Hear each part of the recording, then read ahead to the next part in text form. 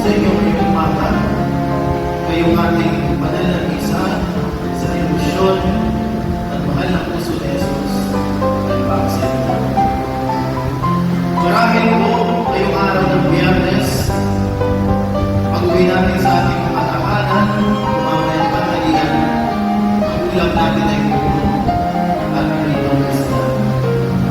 Nakagawian po natin ang ganitong tradisyon, ang paghahanda ng mundo at isda. At siguro yung mga kabataan, hindi na ganong kaunawa bakit meron ganitong practice tayong mga Katoliko. Ang paghahanda po ng mundo at isda tuwing Biyernes ay isang simbolo ng pag-ayuno o fasting. Sapagkat ang mundo ay halos kalasa ng karne, pabalik sa karne. Dahil ang Biyernes ay ating ginagawa upang pinitay-pinitay ang Biyernes Santo na nangyari ng panganaan. Ngunit sa Ebanghelyo kung ating napakinggan ngayong umaga, tila ba parang kabaligtaran na parang buhat ay parang talagang. Kung hindi po natin titignan yung buong storya, parang tayo mag-ayuno. Masama mo ba ang pag-ayuno? Hindi mo. Pero ang nais ipakita ng Ebanghelyo ay kung anong klaseng pag-ayuno meron. Sapagkat yung mga Pariseo at Eskriba, tinanong ang Panginoong Jesus, bakit ang mga alagad mo hindi nag-aayuno? Kasi po, kung babalikan natin itong chapter 5 ng Ebanghelyo ni San Lucas, bago po nangyari itong pagtatanong ng mga Pariseo, galing si Jesus at ang kanyang mga alagad sa handaan. Kasi po, si San Mateo, si Henry, ay nag-anyaya na paghanda ng bibig at nakita yun ng mga Pariseo at Eskriba. Yun po ang konteksto ng istorya ngayong umaga sa ating mabuting balita. At yung buong pag-ayuno na ginagawa ng mga alagad ni Juan Bautista, tinutukoy sa Ebanghelyo, ay pag-ayuno ng pagkikitay. Kasi po sa kultura ng mga Hudyo, maraming uri ng pag-ayuno o pag-fasting. Pero pag-fasting ito yung lista ng Yom Kippur o yung Day of Atonement. At meron din sa kanilang tradisyon o kultura na pag-ayuno bago ang araw ng kasal. At sa Ebanghelyo, si Jesus ay isang larawan ng lalaking ikinasal, bridegroom. Kasi po yung mga apostol ni Juan Bautista at si Juan Bautista mismo ay nag-aayuno dahil hinihintay nila yung lalaking pinakasal, yung Mesiyas. Yun ay paghahanda nila para ang pagdating ng Mesiyas malinis at handa yung kanilang buong pagkakataon. Kaya nga po, fast forward, kung pupunta tayo sa chapter 7 ng Ebanghelyo ni San Lucas, ipinadala ni Juan Bautista ang kanyang mga alagad sa Panginoong Jesus at tinanong, kayo na po ba yung darating? Kayo na ba yung dawal?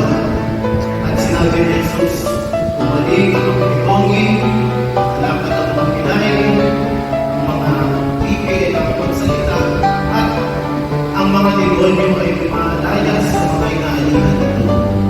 At positive, ako yung ipig. So bakit pa kayo nagpa-fasting para sa pagdating ng Mesiyas? Si Jesus na yung Mesiyas mismo. So kung si Jesus ay dumating na, ano po yung ating response sa panahon natin ngayon? Kung ang Diyos ay dumating na sa ating buhay, sa inyong buhay, ano yung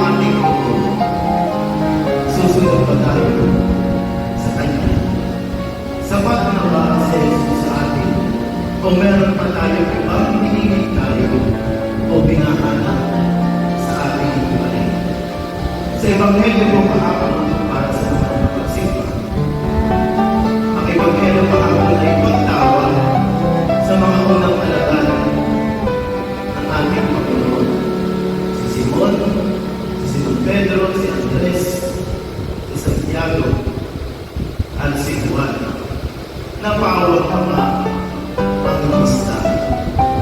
At nung naranasan nila sa kanilang buhay ang Diyos, ang milagro ng Panginoong Jesus, sumunod sila at iniwan ang lahat. Sumunod sila at iniwan ang lahat. Sapagkat kung ang Diyos ay nasa buhay mo, meron ka pa ba ang Ebanghelyo po natin ay nag-aalala ng total abandonment, total surrender, at total trust sa awa ng mahal ng puso ni Jesus. Hindi po pwede tagpinang, hindi po pwede 50% lang ang pagsunod natin. Hindi tayo uusang makakasunod sa ating Panginoon kung tayo ay nabubuhay pa rin sa ating lumang sarili. Sapagkat kung si Jesus ay tinanggap mo na sa iyong puso, dapat magkaroon ng renewal.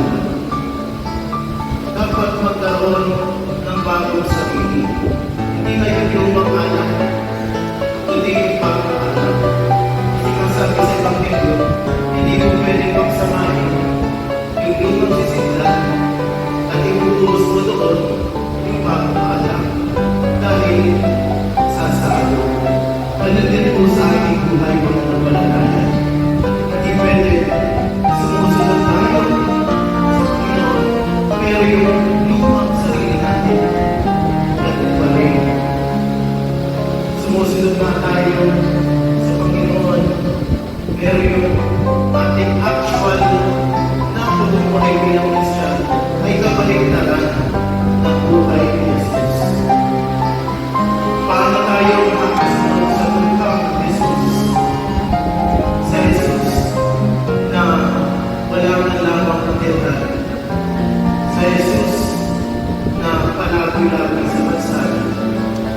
Kung yung ating mga sarili o yung ibang tao, marami ang hinahanap ay kung paano yumaman, paano maging sila, paano maging makapagyarihan.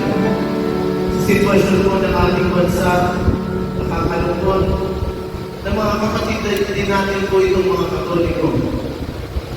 Mga nangunguna sa ating bayan, mga Katoliko po sila. At mga supposed to be is nakasunod ni Jesus. Pero ano po nangyayari? Pumupupit sa puntong ng bayan. At sa pagpupit na yun, yung kanilang pamumuhay ay kabaligtaran sa itinuturo ng Ebanghelyo. Pumupupit sila at namumuhay ng maramihan. Samantalang yung tao sa paligid nila ay lupang-lupa at hindi makakain man lamang ng 3 beses sa isang araw. Tapos, yung kanilang higupin na milyon-milyon, siguro sa isip nila ay magtutulit ako sa simbahan. Tutulit ako para man lamang mabawasan yung kasalanan ko. Para maging manigis ako sa mata ng Diyos. Wala pong gano'n. Hindi pwedeng nakasunod tayo ni Jesus, pero sumusunod na tayo sa korupsyon. Hindi tayo pwedeng nakasunod ni Jesus kung sinusuportahan natin ang pagpatay. Hindi tayo pwedeng nakasunod ni Jesus kung tayo ay nagiging sanhi ng pagkakagulo ng isang pamayanan o ng ating pamilya. Sapagkat sa natin, Panginoon, ako ang pagkakagulo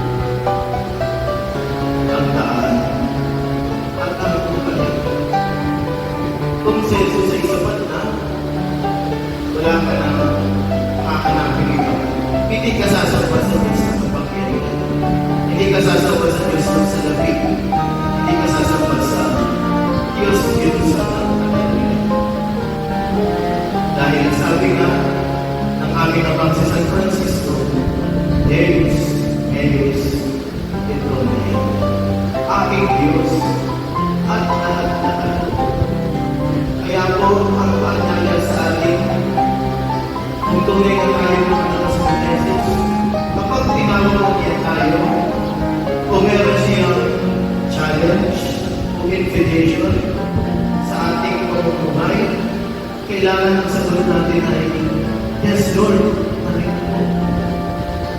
Kung inaanyayahan tayo maglingkod sa simbahan, bilang katikista, bilang lay minister, bilang choir, o kung ano pa man, sa mahang banal, dito sa parokya, is dapat open yung ating kalooban. Sapagkat ang tunay na Kristiyano, dapat yung namamayari sa kanyang puso ay hindi na yung kanyang personal na ambisyon, kundi ang kalooban ng Panginoon. Sa palakitaan din po, na kukunti na lang yung tumutuan sa tawag ng pagiging religious, tulad namin mga Franciscans, o sa buhay ng pagiging madre, magiging contemplative, o active sisters, tulad ng mga madre kasama natin ngayon sa pagdiriwang ng banal na misa. Sana maging natuluyan tayo upang ang tawag ng Diyos ay isang katuparan. Sa pagpapatuloy po ng ating pagdiriwang ng banal na misa, ipagdasal natin, hindi lang yung ating mga personal na kahilingan. Kundi sana, mapalipa kung hindi ang kalooban ng bawat Katoliko, bawat Kristiyano, upang sa ngayon, yung buong simbahan, mapalitan. Si Jesus ang